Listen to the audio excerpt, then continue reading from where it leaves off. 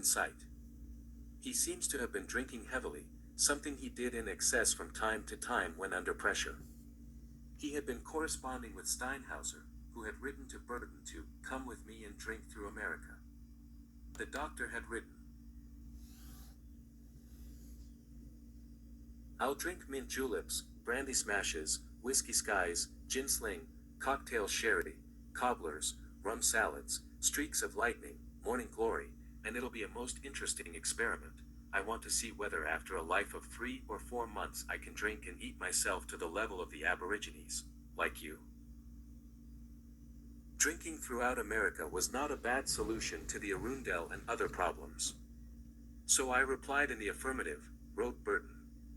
"The trip to America contains many unsolved mysteries." At first it was not known that Burton had someone with him at least on part of the trip, but a fragment of a journal that escaped. Destruction mentions the invitation, and the publication of Zanzibar in 1872 reveals that his companion was Steinhauser. Generally he exists upon bottles, by then deceased. Burton had quietly obtained an extension of his leave. Milnes might have helped him, and so made the unlikely and unexpected decision to go to the States. The subject of America had not previously appeared in Burton's published thoughts. There was no long foreshadowing of such a journey as there had been. Boy, those into Arabia and Africa, no Mecca or Nile to discover. North America was hardly an exotic land for the English. Immigrants still flooded the continent from all over the British Isles, and many visitors had returned to publish their experiences, observations, and judgments. Not even the lure of the primitive could claim Burton. The Indian tribes that survived were either in a dispirited, impoverished condition or were in a state of war against the federal government and the settlers. Burton was to show little interest in their tongues, though he was fascinated by Indian Sign Language. He later announced that he had wanted to see the Mormons, who a few years earlier, after being hounded across America, from upstate New York to Utah, had settled around Great Salt Lake. That Burton was frustrated, angered, dejected, and depressed by events at home clearly was a major factor in his decision to escape to another environment. The arguments with Speke had sapped his energies. Speke would shortly be in Africa without him but profiting by his work. Dr. Livingstone was also in Africa, and had turned down Burton's request to join him. Perhaps there was more in this strange voyage to the New World than appears on the surface. Burton's motivations, aside from his desire to drown his sorrows, are far from clear. That he hoped to see one more exotic religion, Mormonism, in situ is hardly an excuse. For a long and tiresome, sometimes dangerous journey.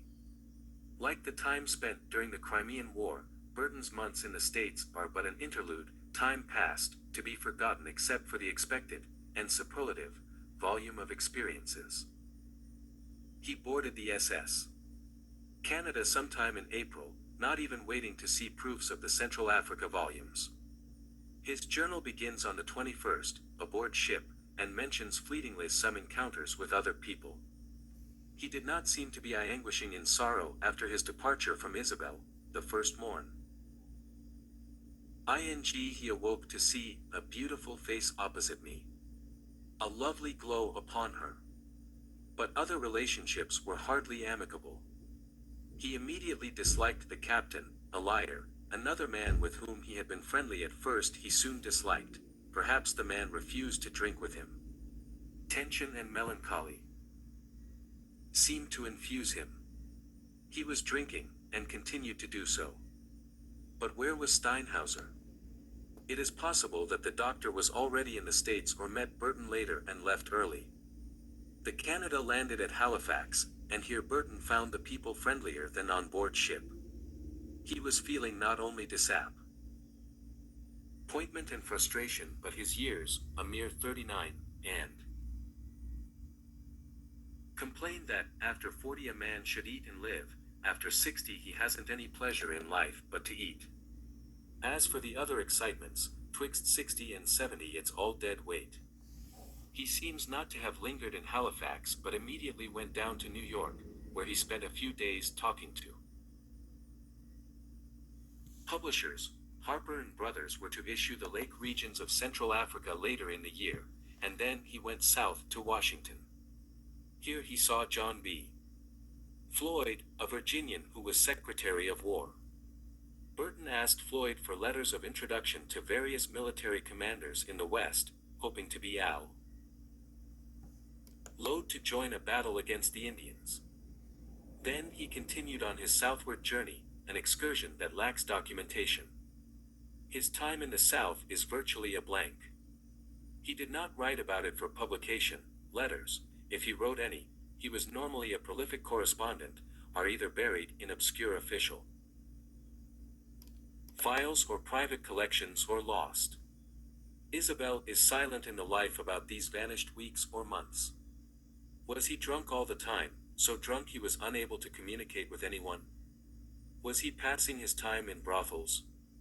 New Orleans was notorious for the number and variety of its houses. Was Steinhauser on the scene during this period? In the City of the Saints and across the Rocky Mountains to California, there is no mention of the New Orleans period or of a companion, and the available records of the year, especially the Salt Lake paper, the Deseret News, of August 29, I-860, noted his arrival and, on October 3, his departure without mention of a traveling companion or even of a Germanic military doctor during the same period. There is another aspect to those